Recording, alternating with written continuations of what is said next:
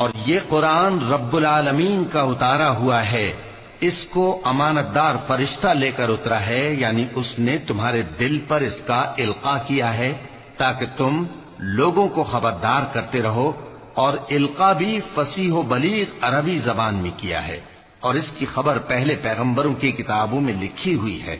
اور کیا ان کے لیے یہ سند نہیں ہے کہ علماء بنی اسرائیل اس بات کو جانتے ہیں؟ اور اگر ہم اس کو کسی اجمی پر اتارتے اور وہ اسے ان لوگوں کو پڑھ کر سناتا تو یہ اسے کبھی نہ مانتے۔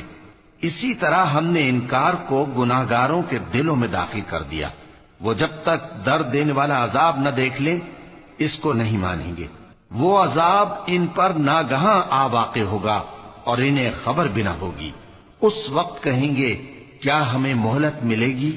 تو کیا یہ ہمارے عذاب کے لیے جلدی مچا رہے ہیں؟